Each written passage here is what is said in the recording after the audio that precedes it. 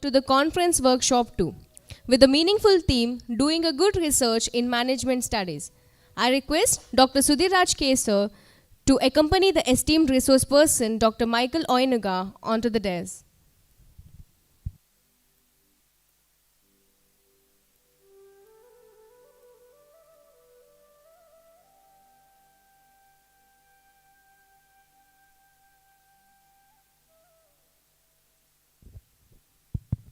Ladies and gentlemen, we have with us the esteemed resource person for this workshop, Dr. Michael Oyenuga, Associate Professor, Manaki Scholar, Watson University, Hyderabad. He also holds a PhD in Marketing and Communication from Jonathan Bay University, USA. He is a leader in education sector who is using education as a tool for both human and economic development with over more than 7 years of industry experience in sales management, business development, and account management. His experience cuts across various ministries of government as well as the private sector. He has published many research articles in reputed journals and presented several papers in national and international conferences. I call upon Ms. Nidhi to florally welcome Dr. Michael Oyenuga.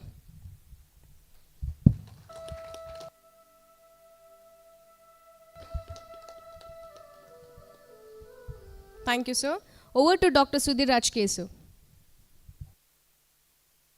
This session will continue up to 4 p.m. today. Dr. Michael Oyenuga, please.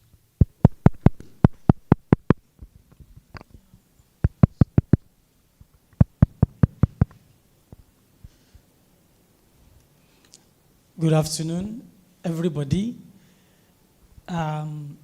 It's my pleasure to be here, really. And I'm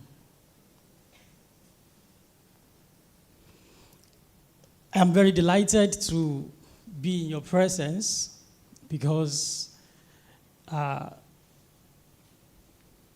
been just barely 2.5 months in India.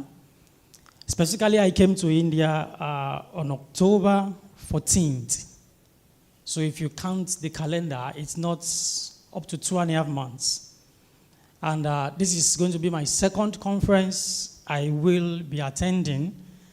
Earlier this month, I was at Goa for a conference as a resource person.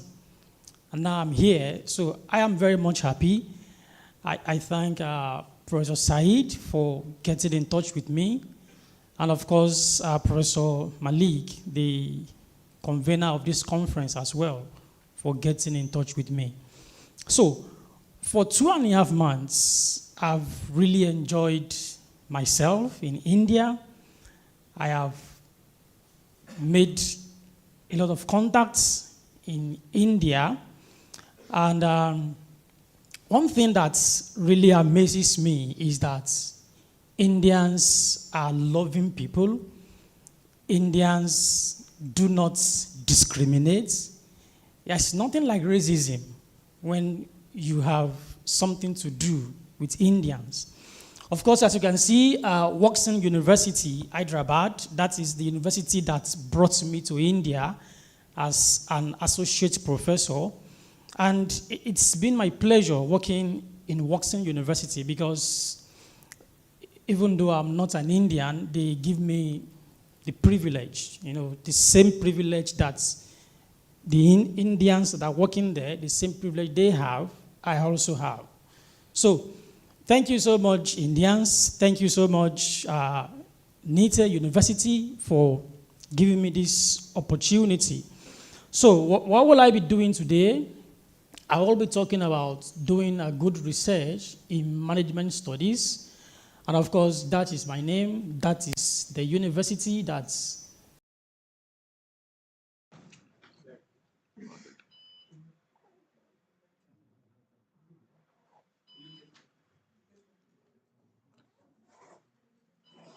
you can continue.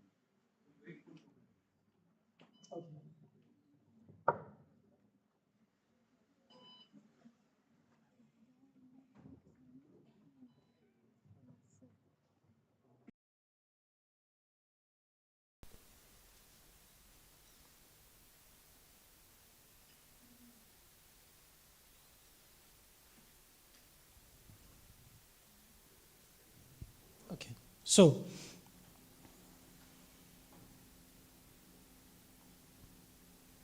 what are we going to be looking at today? I would definitely start, okay, by letting you know a little about my beloved country, Nigeria. That's very important for me. And of course, I can't do this without telling you a little, of course, about Woxen University. And then we go through this, and then something on a final note. So, my beloved country, Nigeria. Of course, Nigeria is in Africa, okay, just as India is in Asia. And we are a Western country, okay? We belong to the region called West Africa. And if you come to Africa and you have not been to Nigeria, then you've not come to Africa. Because for us, we are the giants of Africa, okay? We are also loving people. And we have over 206 million Nigerians, okay? That's a huge population. Of course, Indians, I know, so huge a population that we also have in India. And we have Abuja as our federal capital territory, the same way you have Delhi as your capital, okay? And you have Mumbai as your financial capital of India. We have Lagos as our own financial capital, okay, of Nigeria. And of course, Indians can't do without cricket as their number one sport. But for us as Nigerians, it is football, okay? So you can see there is our number one sport. And of course, just last month or early this month, we have one of us, okay, crowned as the African footballer of the year, Victor Osimhen, who plays in Napoli in Italy, okay? He's the current African footballer of the year. And of course, Indians, you have Bollywood, we have Nollywood, okay, as the movie industry. And of course, we got our independence on October 1st, 1960. We are a younger country compared to India, okay? Of course, if you go to any campus all over the world, now one thing about us as Nigerians is that we travel a lot, okay? And we love to study. If you go to any campus anywhere all over the world and you see international students there, you will come to know that nearly 4% of every international student on any campus are Nigerians, because we love to travel, we love to explore, and we love to study. I said before that I was at Goa the other time, and now I'm here.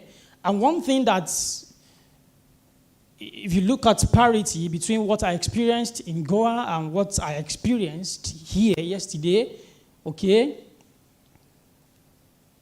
is this, the cultural dance. I mean, it was so energetic yesterday, okay, the ladies, the guys coming here to present, the culture of India. And of course, the same thing applied to Goa when I went. It was beautiful culture. But we have our own culture too. I mean, see our troops, okay? This is my own region, okay? I come from the western part of Nigeria, and this is the way we do it. This is the way we dance, okay? Our own cultural dance.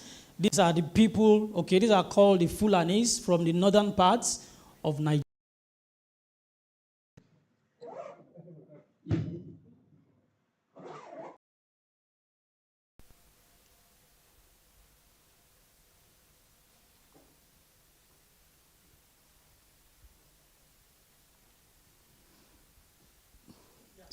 Okay.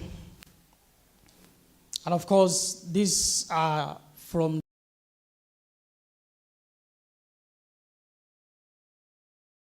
of Nigeria. This is from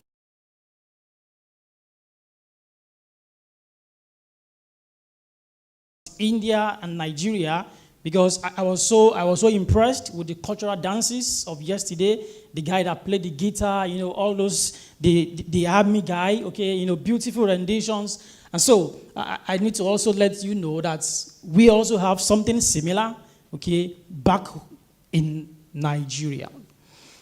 So that will be a little about Nigeria. And if you find your way in Africa, please visit Nigeria. It is a beautiful place to be. Okay, now this is Woxin University. Again, it will be a disservice to me if I come to an occasion of this nature and I don't talk about Woxin University, because they brought me to India. Perhaps without them, I won't be here today. And like I said before, they've given me all the benefits. When I told them of this invitation, they didn't hesitate. They allowed me go freely, and they were able. I was sharing with Dr. Malik. You don't need to worry about, how I will get to Hyderabad airport from the campus, because my university was ready, and they gave me that ride, okay, to take me from the campus to Hyderabad airport. And of course, I've also shared my flight schedule with them. Tomorrow, they will take me from the Hyderabad airport back to the campus. So it's no discrimination as far as Woxin is concerned. Whatever you are eligible to as an Indian, you are also eligible to as a foreigner. And in fact, they don't see you as a foreigner. You're already one of them. So it's going to be my pleasure to talk about Woxin. And you can see it's a beautiful university, okay? World acclaimed university. You can see all the rankings. Here you see, is this working? Okay, you can see 101 plus, okay? You talk about top MBA business analytics programs, okay? And these are world rankings, 151 plus. You talk about MBA general program. And you can see there, number one, All India Top Emerging BBA College. And here you see is top in best B schools beyond IIMS. You can see is the third All India Top 25 private universities. And it's number 3 when you talk about top 36 private universities. And of course, number 3 when you talk about the top 20 South B schools in India. So this is the university where I work, and it's a beautiful place, beautiful campus. You can visit, you can come and do whatever. You will be sure that you will have yourself a good treat. So that is my university. And of course, your university. Okay, so let me start this way. What is research?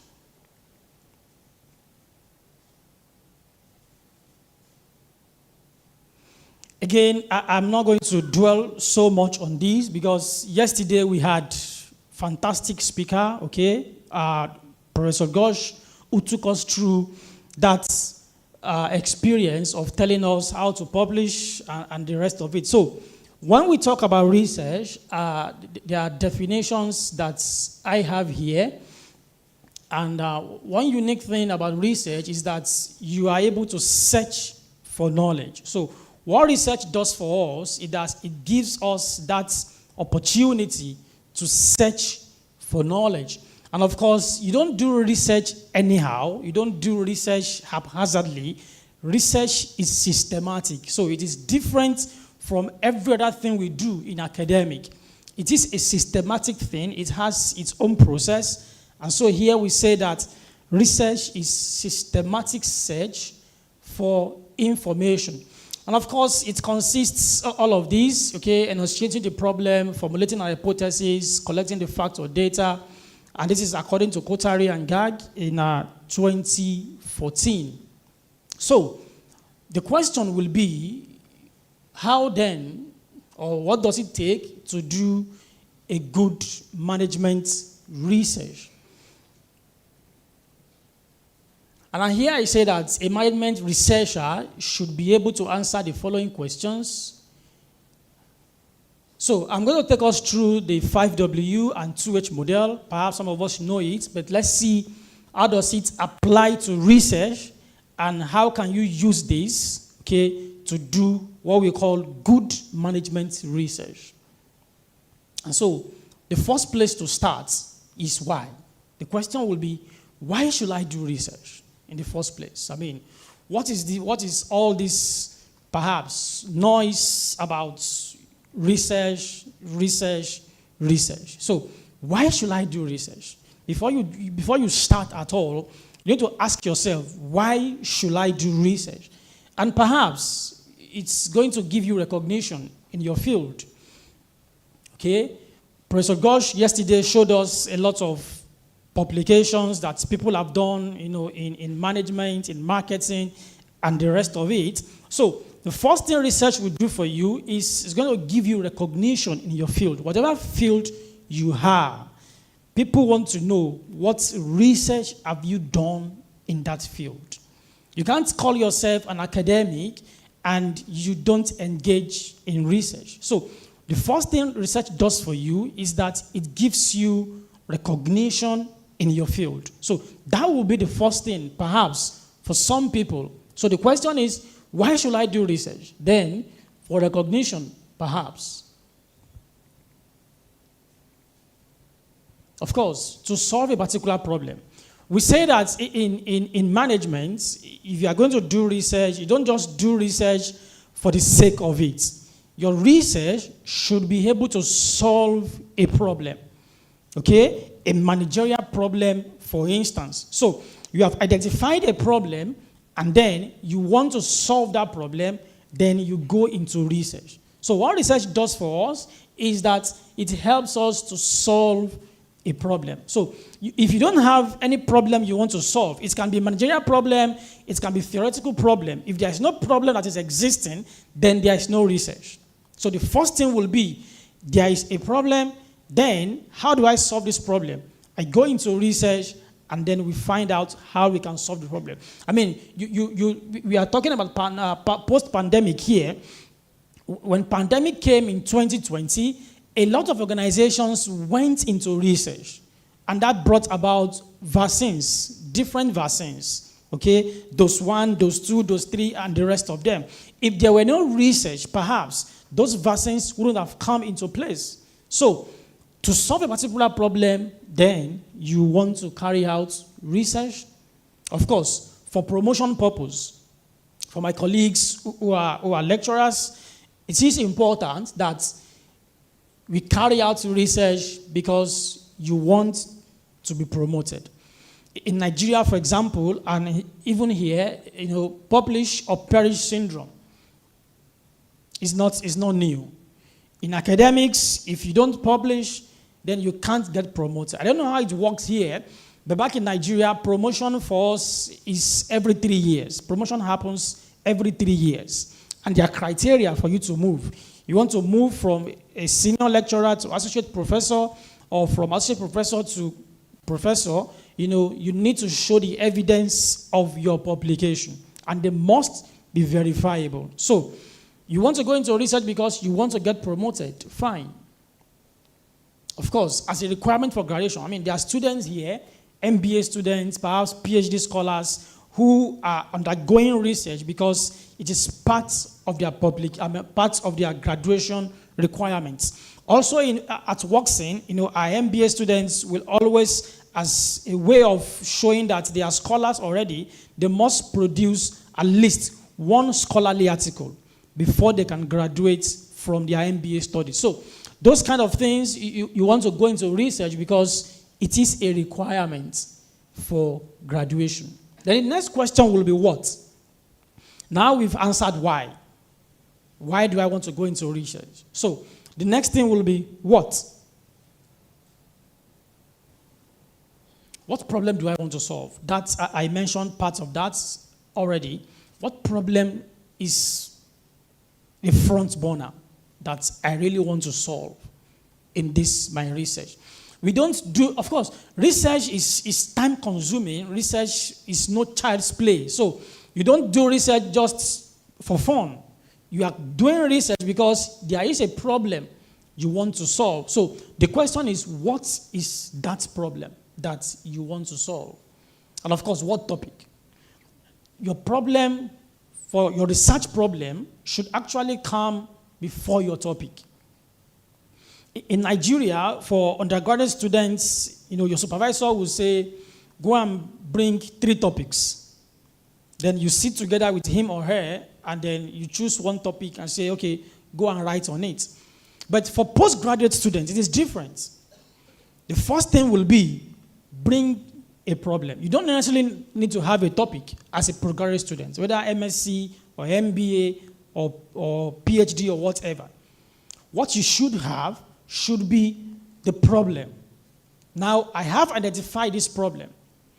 At WorkSyn, there's a problem I've identified as a researcher. You see, as a researcher, you should be looking for what problem you want to solve. I'm barely 2.5 months there, but I have already identified a problem, which I think will require me to carry out a research which I will solve. So the first thing will be, what problem do I want to solve? A managerial problem, a societal problem, what is it?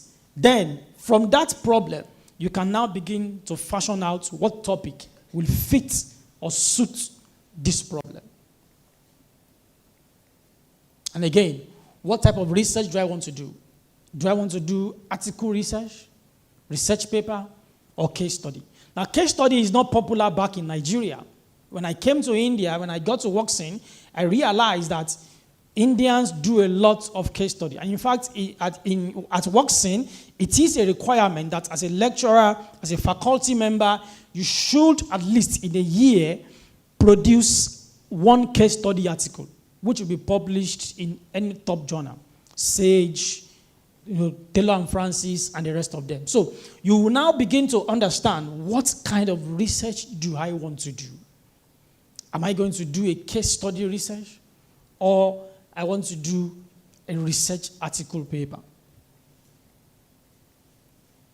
What kind of method do I want to use in this research? What kind of method do I want to use? What kind of sampling method do I want to use? What kind of method am I going to use to analyze my paper and the rest of them? So the question of what is very important if you are going to do a good research. Then the question of when comes in. When will I start? When?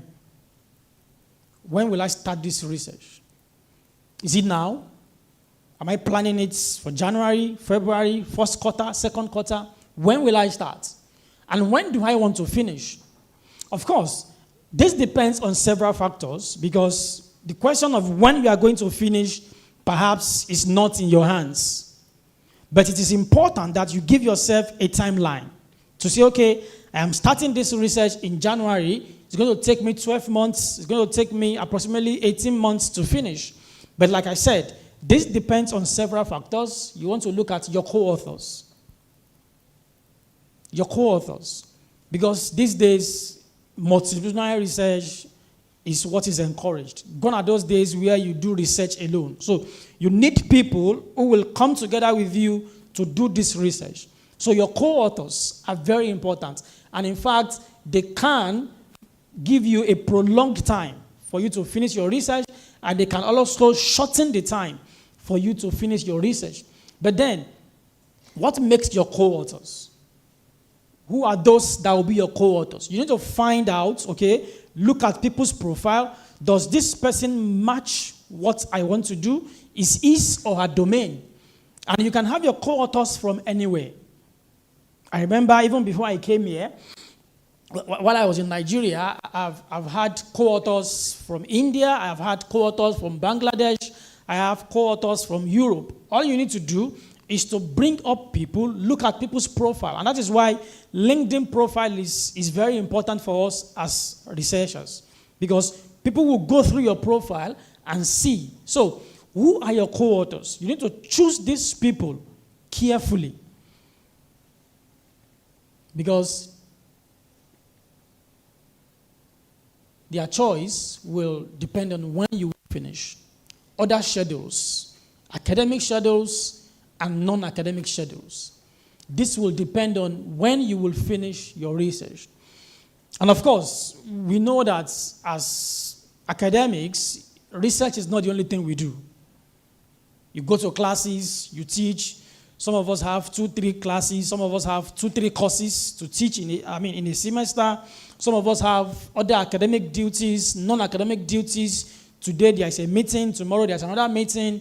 And here there is a conference you want to attend. Yet you need to do research. So all of this will impact when your research will finish. And of course, as students, you have other academic duties. You want to go to class. You want to do assignments. You want to attend this meeting. You want to do that. You want to do this. And of course, there are non-academic meetings, non-academic activities, which will also take your time.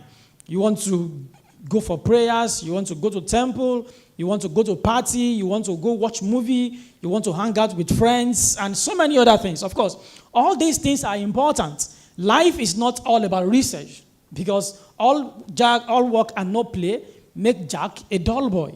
So you need to balance it. And here I've put 40-40-20. Okay, in Nigeria, this is what works for us. You say, as an academic, there are 3 things you do. You teach, you do research, and then you do administrative works. So your 40% of your time should be devoted to teaching, either at undergraduates or postgraduates or what have you. You go to class, you do timetable, you do other things, you mark exam, evaluation, internal assessment, and the rest of them. 40% of your time goes to that. Then the other 40%, goes into research. So you can see that between research and teaching, they occupy the same time. They take the same time. 40% of your time for teaching, 40% of your time for research. And of course, the last 20% goes into administrative duties. Maybe you are a counselor, maybe you are you are head of this department, you are responsible for this and you're responsible for that. These are other non-academic duties. And then it is now left for you to balance your time, among these 3 things. And so when you will finish this research depends on how well you can actually balance this time. And of course, this brings me to your time management ability.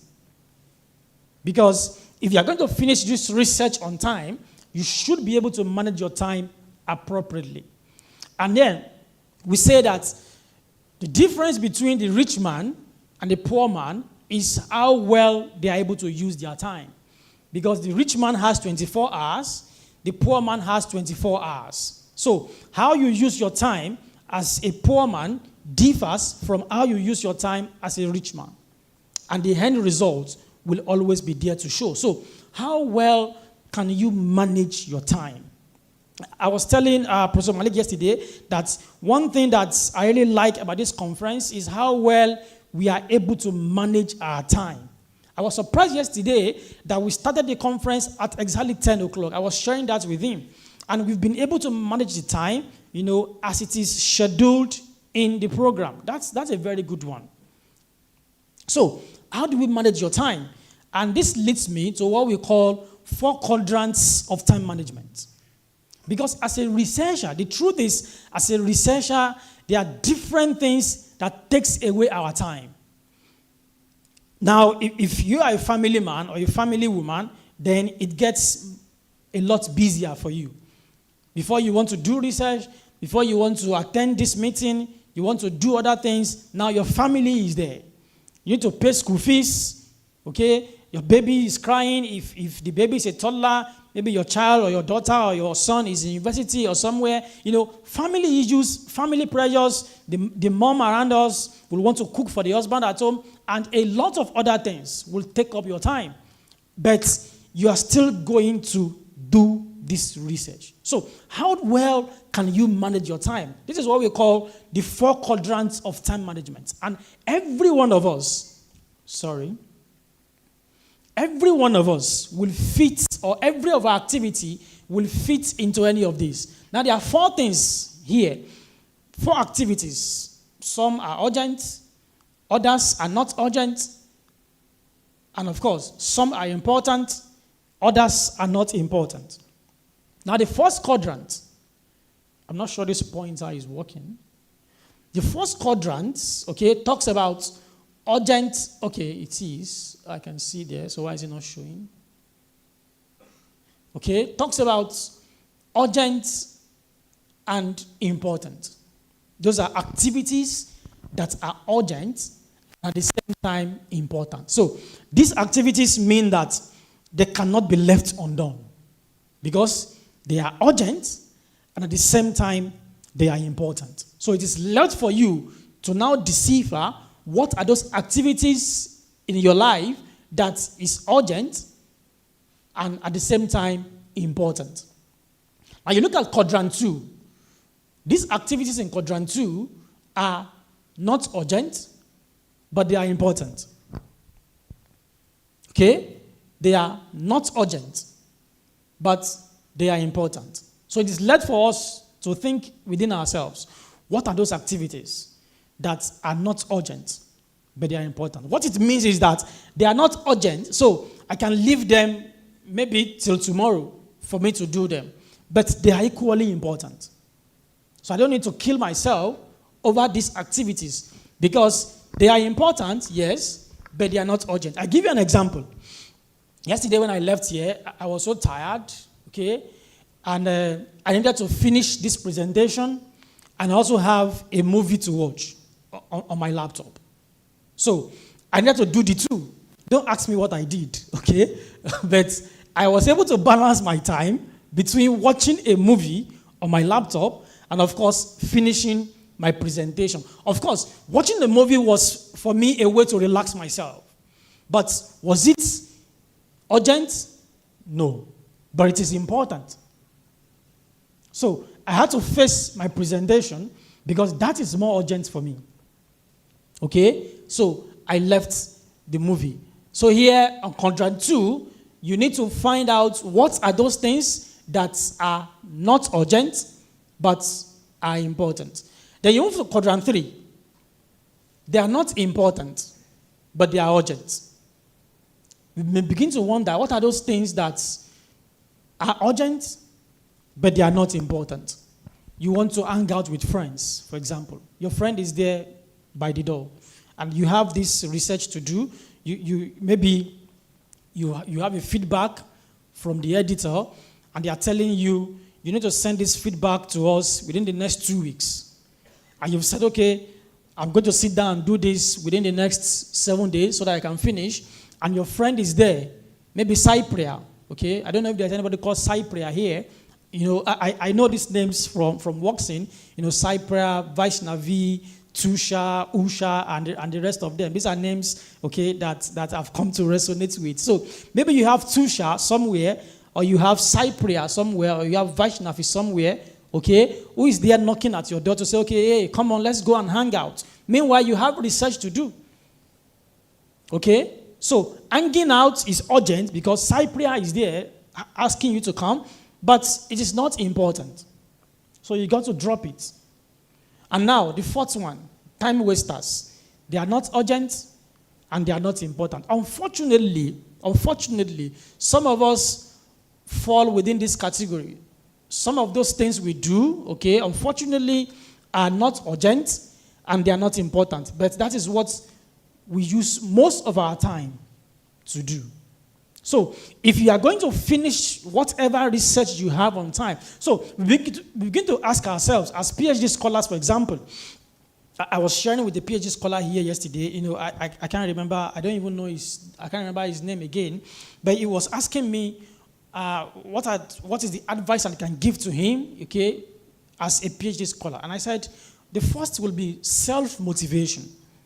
Because as a PhD scholar, your supervisor may not be there always to motivate you. You are the one that will motivate yourself. Self-motivation. And you just need to have that self-motivation and your ability to manage your time. So we can ask ourselves, what makes some students, some PhD scholars to finish their PhD studies in 3 years and others finish 5 years, 6 years? Sometimes, not always, sometimes it is the ability to manage their time.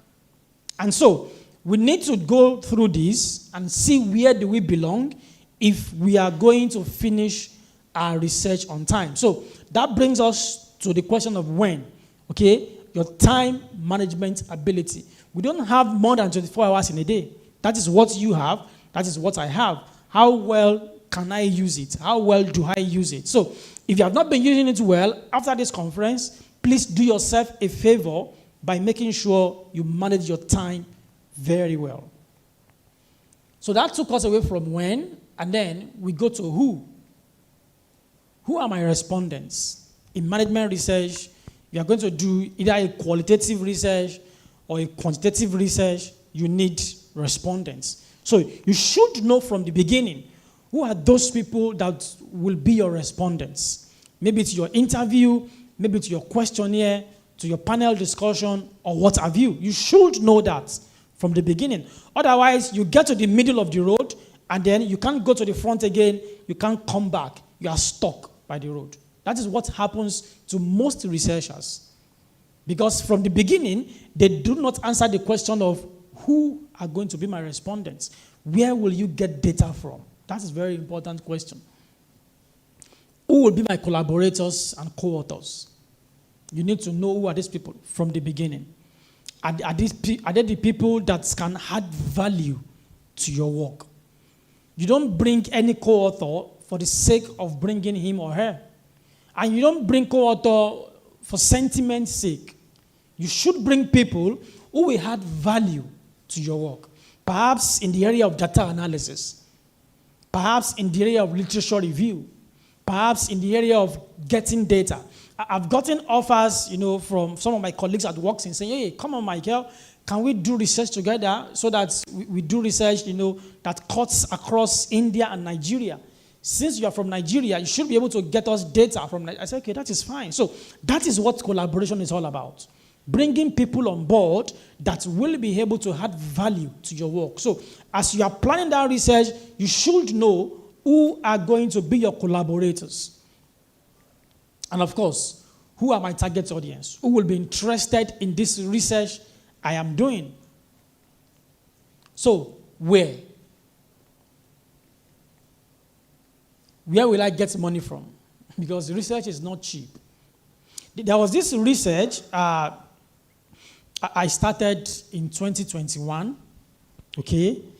And then it got accepted. Of course, not just me. We are about 3 people, okay? And one of them is an Indian, but he's not here. He's in Bangladesh, okay? I started 2021, and it got accepted just this December in Taylor and Francis, Q2 journal, and now it is time to pay. We are asked to pay $1,027.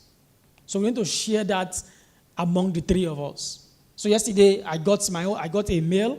Okay, as I got back to the guest house, I got a mail saying, okay, this is the invoice. So, and we have just 30 days to respond to that invoice. Otherwise, the publication won't come out in the next journal article. So, where will I get money from? That is very important because research is not cheap. And of course, where will I publish my research outputs? And the question of where will you publish, okay, I have this. Participate in conferences and other publications in your field. That is what we are doing already. For those who already took part in the panel discussions, in the technical sessions, that is a good way of getting feedback about your research. So participate in conferences. For me, I love conferences.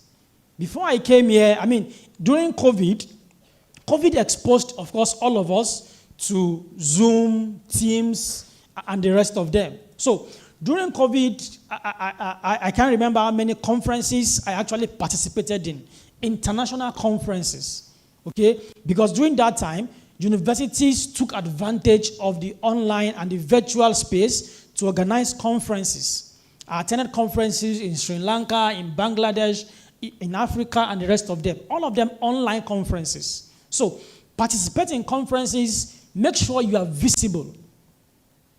And again, other publications in your field, okay? There are FT-ranked institutions, newsletters, inside blogs, and research centers, and similar high-impact channels. It is not all your research that you want to publish in journals. Sometimes you just need some of these newsletters. Okay, Columbia Business School, Yale School of Management, INSEAD, MIT, Harvard Business School. Some of these universities have blogs. They have newsletters. Sri Lanka Institute of Management, they have newsletters where you can actually publish. And what that does for you is it gives you visibility. You will be visible, and people will see you. They will read your work, and you never can tell. You can also be invited one day to come and do what we are doing here. So where will you publish your research output is very important. And here again, I say that 5-star journals are good. But while aiming for those stars, keep yourself busy. I just shared the experience with you of something we started since 2021, and just this November, it got accepted. That's a Q2 journal by Taylor and Francis. But will I now say that because I am aiming at a Q2 journal, then I won't do research again? Because these Q2 journals, ABDCA, ABDCB, Q1, Q2, it can take you 2 years for you to get one article published. But while you are waiting for Q2 and Q1, what about Q3 and Q4? That will not take you that forever for you to get yourself published. So while you are waiting for Q3 and Q4 ABDCA, please target Q3 and Q4. Please target ABDC C and B. Perhaps in 1 year or less, you can get yourself published, while the ABDCA and Q1 and Q2 then continue to come in. So it is important. Don't just sit down. Don't fold your arms, because when somebody is there looking for you to get you on board, they want to see how many research articles have you actually published. So it's not a case of I'm waiting for Taylor and Francis, Q1, or I'm waiting for Sage, Q2, or I'm waiting for Emirate, Q1. No, they are not interested in that. They want to see what have you done, whether it is in Q3 or Q4. Then you can say, okay, I have done 15 Q3 and Q4, but I have 5, 6 Q1 and Q2 in the pipeline. That makes more sense than you saying, I'm waiting for Q1 and Q2, 5. It has not come. Sometimes it can be frustrating.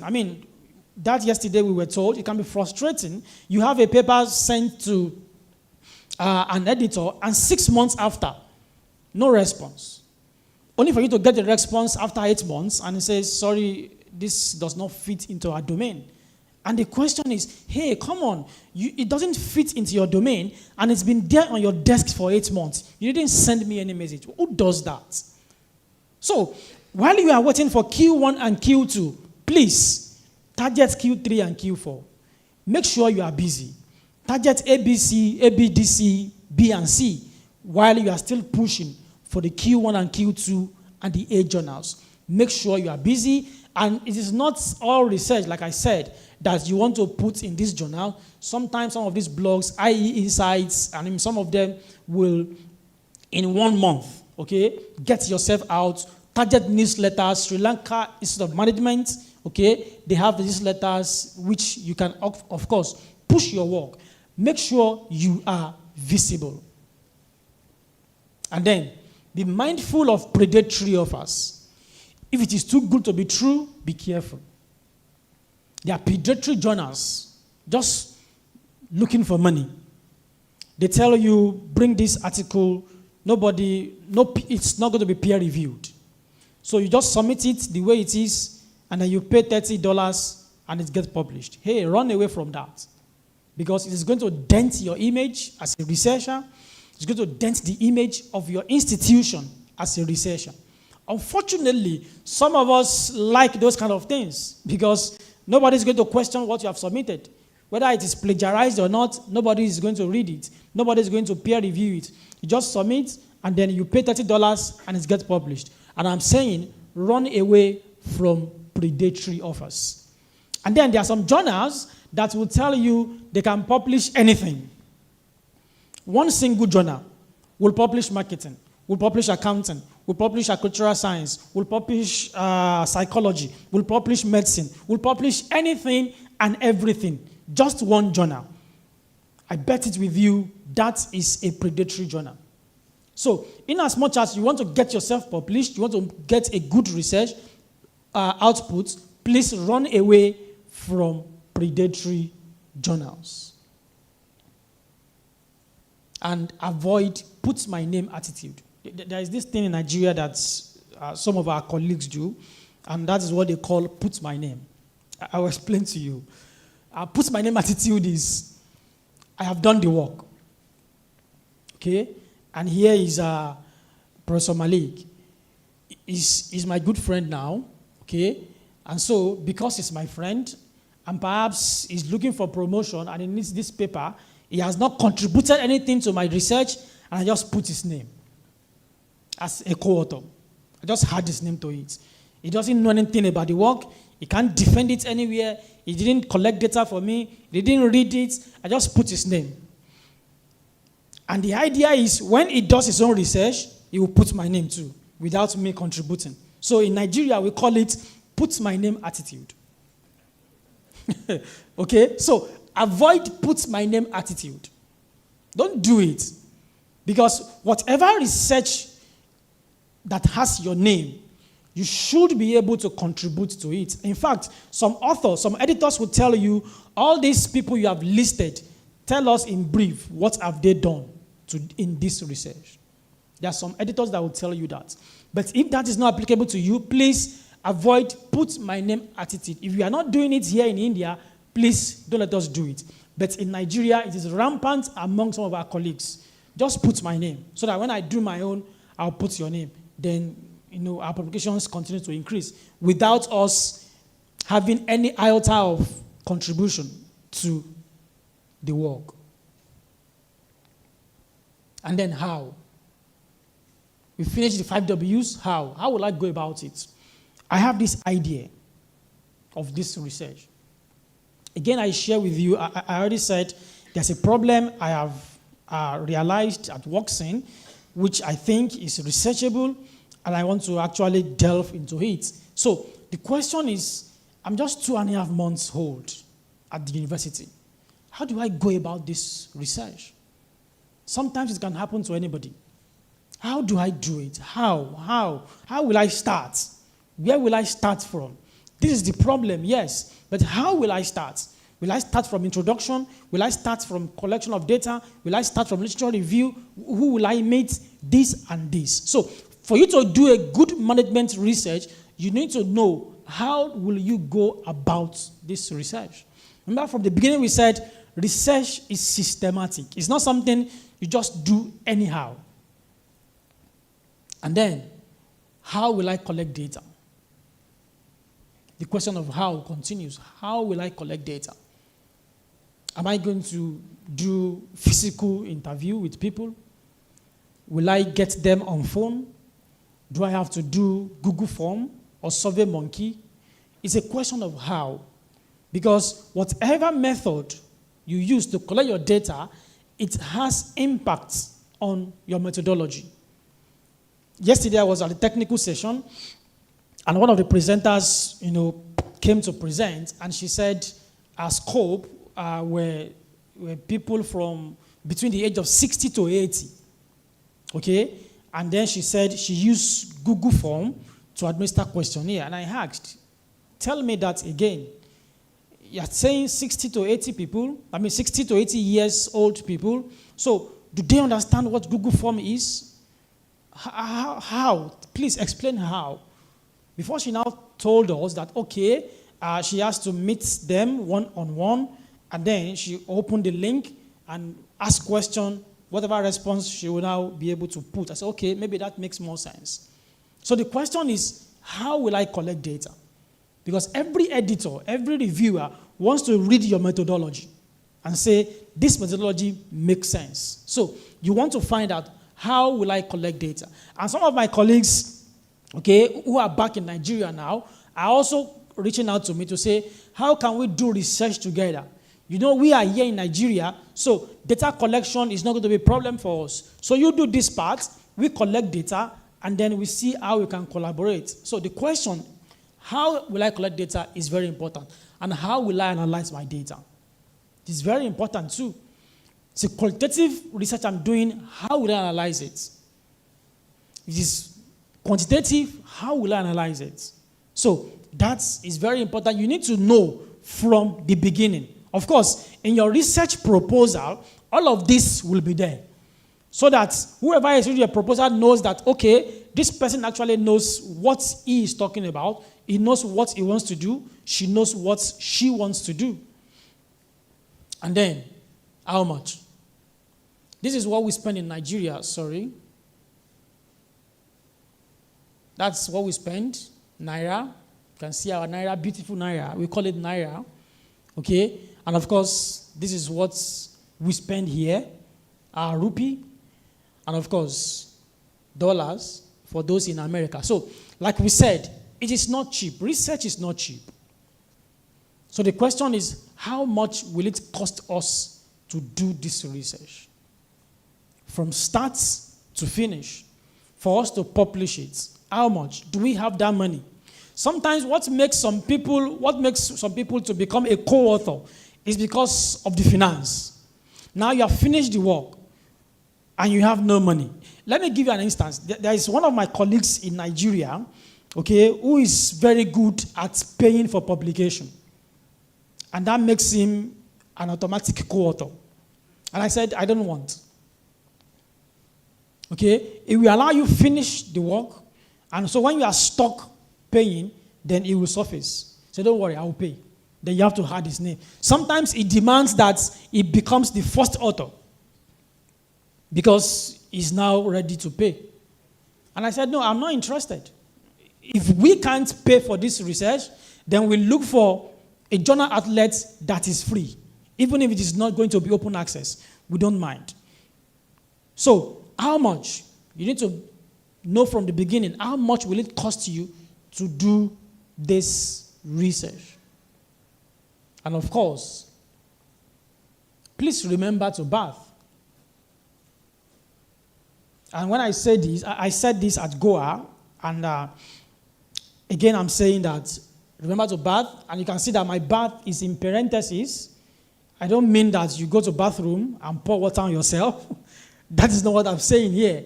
So, what does this mean? Be intentional about research. Research is something that comes from within. Nobody will force you to do research. Absolutely nobody. It is you who has the intention to do it. It is you. It becomes an habit for you to carry out research. So be intentional about it. Let it be something you want to do for whatever reasons. For recognition, for promotion, as an habit, for whatever. You have to be intentional about research. And my A says, accept responsibilities. Don't run away from responsibilities. It's not good to run away from responsibilities because responsibilities make you better. Responsibilities will not kill you. Responsibilities will only show your expertise. And when you don't know, you learn. And of course, what does my T mean? Teach others. The more you teach others, the more you know. There's no competition in research. And that's one thing about, that is the beauty about our business. There's no competition in research because when I teach you, I know it more. When you teach me, you know it more. We are not competing at all. So teach others. Don't hide knowledge. And of course, the H says, have research published. When you finish this work, don't hide it in a drawer. Push it out. Let people read. Let people gain from your knowledge. Because you never can tell what your research output, what impact it will have in the life of other people. Then, I conclude, and what again? On a final note. On a final note, as I'll be rounding off now, where is that slide? Okay, on a final note, I say don't join NATO. This is not North Atlantic that you know, treaty, no. This is not North Atlantic Treaty. Please don't join NATO. So What does that mean?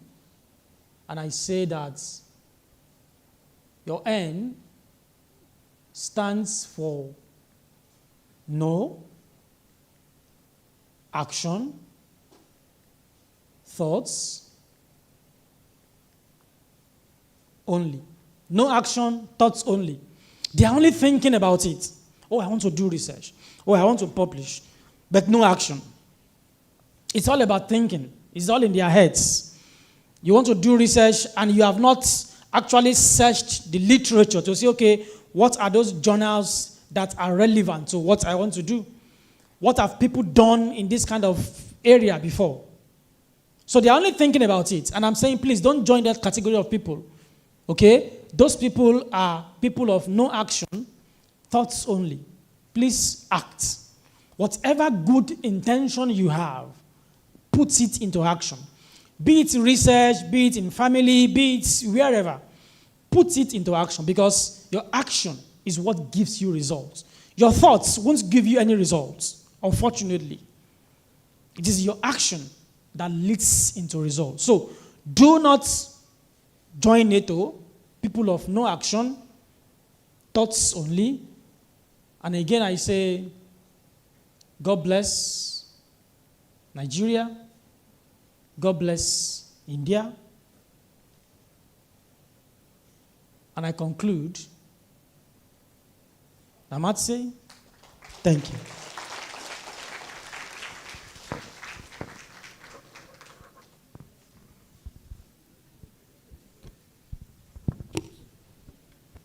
Sir, we shall have some interactions, no, sir? Yeah. Audience, you can have some interactions with the resource person.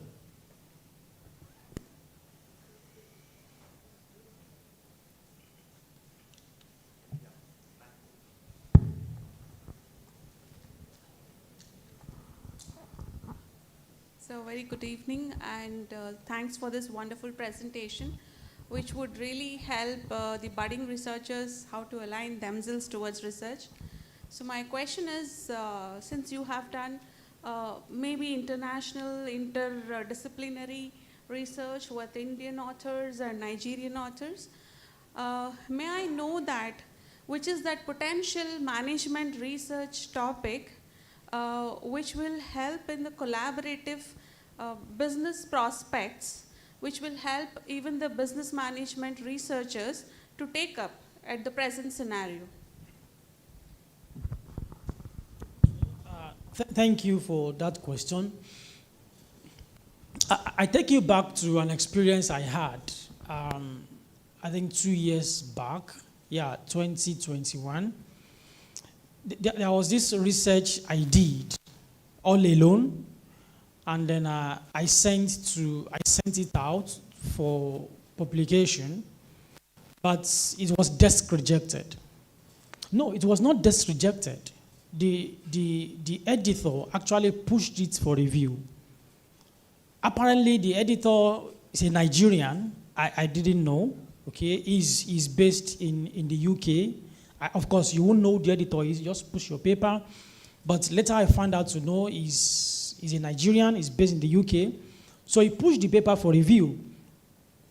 But there were 3 reviews, and then 2 of them said it was not good for their work, for the journal, and 1 actually said it could be amended and things like that.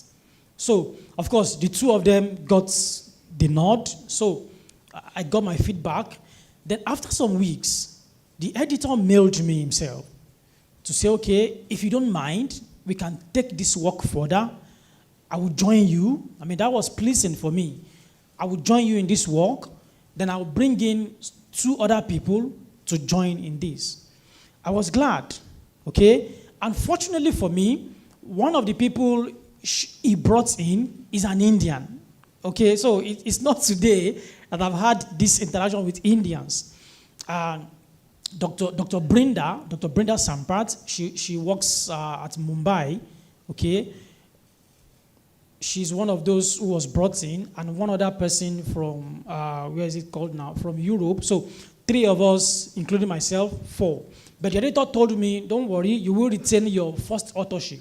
We just do this together, and then till now we are still on the work. That is not the work I mentioned earlier. No, that one is different. So why am I bringing this in? When it talks about collaboration, it can be any topic really. What you need to know is this particular thing must be able to solve a problem. For instance, you talk about financial technology, fintech. That would be a good way. So the work we did, we were trying to see how do Generation Z, how do they resonate with artificial intelligence, chatbots and the rest of it in the area of banking industry. That was the work. So that's something that anybody will want to read, because looking at Generation Z, looking at developing country, Nigeria, looking at the banking industry, looking at artificial intelligence, these are current trends, okay, that is going on in the business. So anybody, any business person, any researcher will be interested in these. So when it comes to collaboration, when it comes to multidisciplinary and interdisciplinary, it can be anything. Again, I give you an example. Of course, a lot of people have worked on artificial intelligence. And for me, I was talking to somebody back in Hyderabad, and I said, can we do something artificial intelligence and religion, for example? Because when you look at artificial intelligence, the way it is, are we saying God is happy with us? But I was just thinking, because now you are saying that you can sit anywhere with chatbots, with ChatGPT, just type whatever you want to type. Students use ChatGPT these days to do assignments and the rest of it, okay, and robots and the rest of it. But when God created man, okay, he gave us our own reasoning, and we are supposed to use our reasoning to do whatever. But now we are depending on machine to do the work for us. So is God really happy? That would be a good research. Now you are bringing artificial intelligence, maybe from marketing perspective, from technology perspective. Now you are bringing it to religion. So somebody from arts will collaborate with somebody in management. And then you never can tell, because that is a different perspective. A lot of people have written on artificial intelligence, and perhaps you will not find maybe 2 or 3 or 4 who have actually looked at it from religion perspective. So that would be a good way to do collaboration. Do I answer your question? Thank you.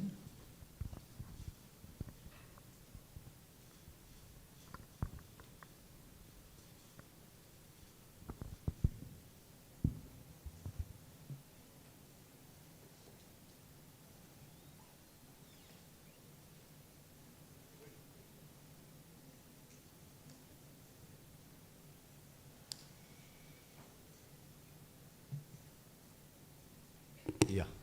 We will continue over to the MCs. We have come to the end of this workshop. I would like to extend my heartfelt gratitude to Dr. Michael Oyenuga for giving his valuable insights into topic doing a good research in management studies. Thank you, sir. I request Dr. N.S. Shetty, Professor Emeritus of our institute, to hand over the memento to Dr. Michael Oyenuga as a token of gratitude.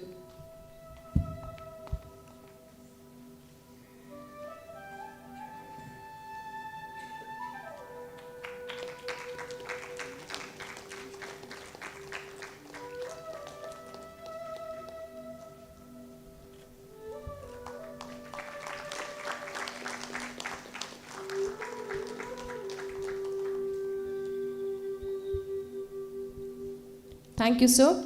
I would also like to thank the wonderful audience for your interest and interaction. This is Shama Dayanand And Rakshita, signing off.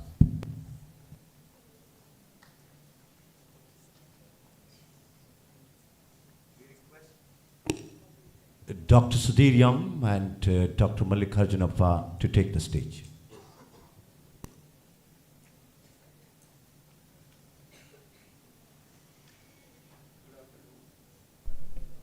Good afternoon, everyone. We have reached the valediction much before we anticipated. Thanks to everybody's cooperation, and thanks to all the timely work that has been done by everyone concerned here. Now, we have a very small program to sum up all those research discussions that have happened since yesterday morning.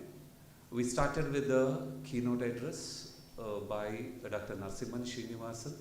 And this whole program was inaugurated by Professor Yashant Dongre, Vice Chancellor of NITE University. And the inaugural program was graced by Dr. Gopal Mugaraya, Vice President Technical Education, NITE University, and Dr. M.S. Muritaya, Vice Chancellor of NITE deemed to be University, and the program was presided over by Dr. Gurraj Kidiur. And since then, we had a panel discussion, which actually set the stage for all the discussions that followed in the technical sessions. We also had 62 papers being presented in the 15 technical sessions since yesterday, and out of which 3 were in the parallel sessions. And we are very happy that most of these discussions or most of these research scholars who presented in these technical sessions really felt the benefit of the feedback and the interaction that they had with the session chairs. And to arrive at these 62 presentations or 62 papers, in fact, we had received 110 abstracts from various parts of the country. And these papers or abstracts were put into rigorous process of evaluation, blind evaluation by multiple reviewers who gave their comments. And in some cases, the comments were shared with the researchers, because our genuine concern and interest since the beginning when we declared the international conference was to help the young researchers in improving their research work and make sure that the benefit of the reviews would go to the researchers. So with that note, we have been a little rigorous in our process of evaluation. That's why from 110 papers, we finally came down to 88 papers. And today we have 62 papers being presented. And we are very happy with the number, with the quality, and with the kind of input that people are going to take away from this research conference. And we believe that when we hear the participants saying that we got some benefit, we feel our purpose, true purpose, has been served. And it also gives a sense of satisfaction for us. Now we are at the last leg of this event. Out of these 62 papers or 78 papers that we received, the full papers were again sent for the review to select the best research paper award. We consider the methodology, we consider the appropriateness of the research topic, we consider the framework and the review of literature, and 2 eminent research experts reviewed these papers for almost for a week long, and then based on the review of these 2 reviewers, we finally zeroed in on 3 best research papers. In fact, we collated, and these papers were evaluated separately, independently, and these 3 research papers have been identified as the best research paper. We did not do any discrimination between the research scholars and the people who have already finished the research. We didn't do any discrimination between offline and online research papers. We consider all the papers that we have received. And to present the best research paper award, I would like to request Dr. N.S. Shetty, Professor Emeritus at the Institute. And also Dr. N.S. Shetty is a very popular, noted agriculture economist. He was a former FAO UNDP consultant to Africa. And Professor Shetty has been guiding us, the research scholars at the Institute, with his valuable inputs. And to accompany him, I would also request Dr. Mallikarjunappa, conference convener, to come on the stage.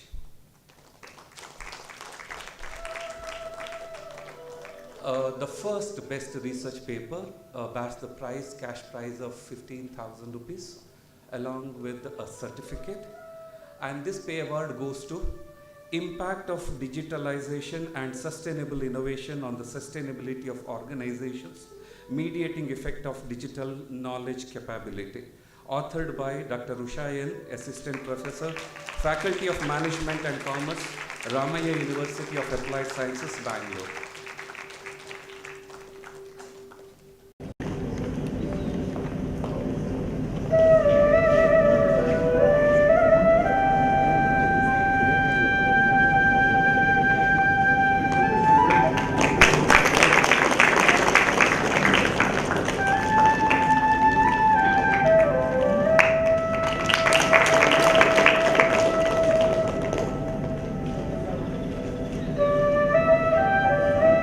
Thank you. The second best research paper award goes to the paper titled Assessing the Role of Foreign Equity Participation on Technological Capability Building Using Firm Level Evidences from Indian Manufacturing Industry, authored by Ms. Vidya T.S., Central University of Kerala, and Dr. Jyoti J. Joseph, Assistant Professor, Department of Economics, Central University, Kerala. And this paper backs the cash prize of 10,000 rupees.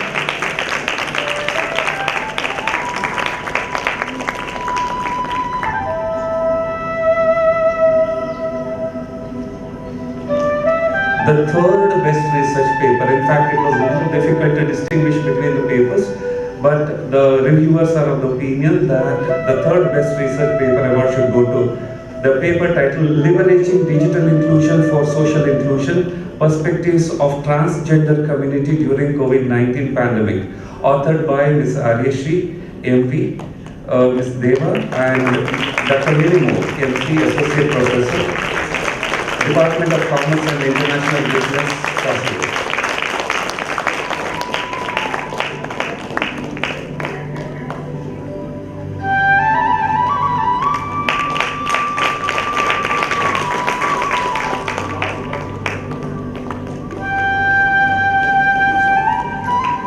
Thank you, sir. Thank you. Even other papers were also very good, of superior quality, but we go with the reviewer's opinion.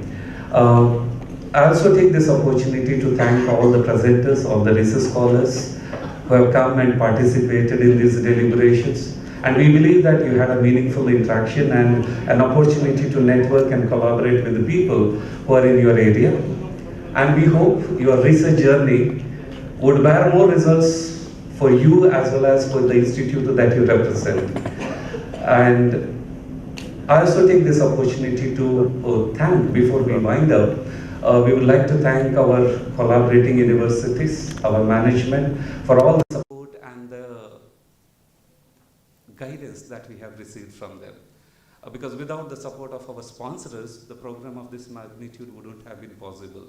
At the same time, the session chairs and the paper reviewers also deserve a true credit of gratitude from our side.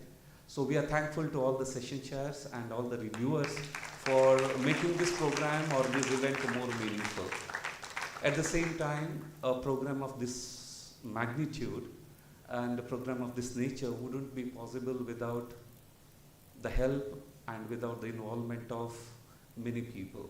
Because there are many heads, many hands, many shoulders which have taken the responsibility of this program. And there are many unsung heroes of this event. So much of the credit goes to the team of JKSHIM, that includes faculty, that includes the non-teaching staff, and that also includes the student volunteers. So this program's success, the entire credit goes to the team of JKSHIM.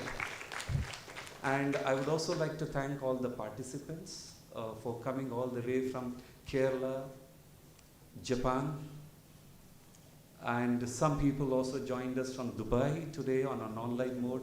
All the research scholars and also the institutes that have supported you to participate. And Ghana, of course, Nigeria. All the universities that sponsored you to come over here and be with us in these 2 days. And we believe that this research journey or this event would have given a much needed momentum to everybody or all the research scholars. And with that note, let's thank our Almighty for making us capable of achieving these things in our life. And also all the delegates who have participated and everybody who has been a reason behind this program. Thank you very much, and may you have a wonderful year ahead. Thank you.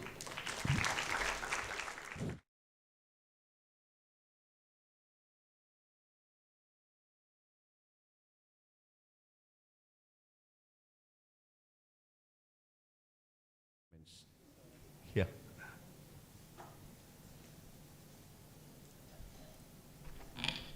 A very good evening to all of you. I requested for a few moments, and I'm so happy for getting me for giving me this opportunity to talk over here. I would like to express my experience or my feelings about this conference because this is my 7th conference. I have attended 5 IM conferences so far, and this was one information which I got from one of the IM conference groups. So initially when I got that message, I was very much occupied with my work and I wasn't sure I'll be able to make a paper for this conference. But slowly I felt, no, I should do something and I have to send a paper which I had not given a shape to it with all the research work done. So I did it and I sent it, and the response I got from Sudhir sir was really very motivating for me, that he invited a full paper of this and he gave the acceptance.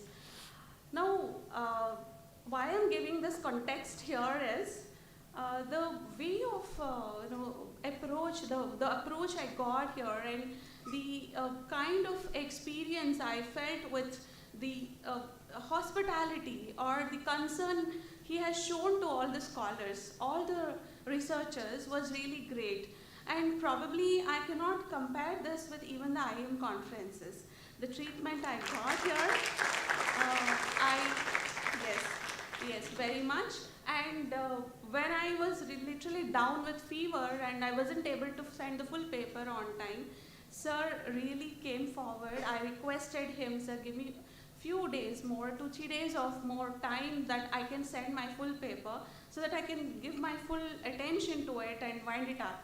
So he was so kind enough to give me that opportunity. Probably that kind of motivation and encouragement is very essential for all the scholars. So that will really help us to do more better. What we are at present, what we are doing is not sufficient. So we feel, yes, there are people who are waiting to accept what we are doing. So that was really amazing for me that he was so kind enough. And that was not the end of it. I wasn't in a position to come here to present all the way from Bangalore to give this paper presentation. I was so much occupied with my job there that I was supposed to be at my campus. So I again denied to one of the coordinators, Ms. Pranamya, if I'm not able to meet you here, if you are here. So I had, she gave a call to me. I said, I'm so sorry, I'm not able to come. Don't block the hostel for me.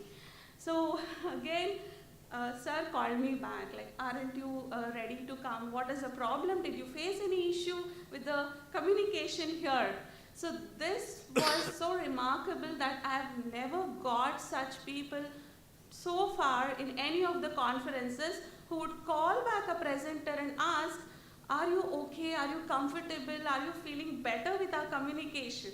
See, humanity matters. I'm from human resource background. I've dealt with several industries for more than 10 years and it's my already 2 decades of experience that I'm completing, but I have met several people in several occasions, but sir made a difference in my opinion about the research community. So that's wonderful, and I decided I have to come here. Then after coming here, from the time I stepped into the place, all the student community, my hats off to you guys. That kind of obedience, that kind of concern you showed to the strangers who are coming here, and you made them feel so comfortable. You were there for every job here. Sir, my sincere appreciation to all your student community, the culture you have, the values you have. It's absolutely incredible, and I'm really very happy because I also work for a management institute, but I found very much different and very important culture and the values that you have brought into your students here. So I really appreciate you, and I'm sure you guys will definitely go forward and grow well, and you will carry this culture with you and spread across, and that's very important because we are growing digitally, we are doing all the achievements, we are reaching the moon, we are reaching the Mars, we are going everywhere, but humanity is going down, right? So now I think this is what the efforts of JK Institute, that the JKSHIM is doing, that they are helping the humanity to spread and taking it forward. So I think my sincere appreciation to all the students and all the faculty members, the director, sir, and of course the sponsors or co-sponsors of this entire conference, community, the committee, everyone. So thank you so much for this opportunity for all the research scholars. On behalf of everyone, I appreciate everything, every good move, the moments that you gave, the memories, the knowledge, and what I gained from all the session chairs and the professors and all the fellow researchers. I take these memories with me. Thanks a lot.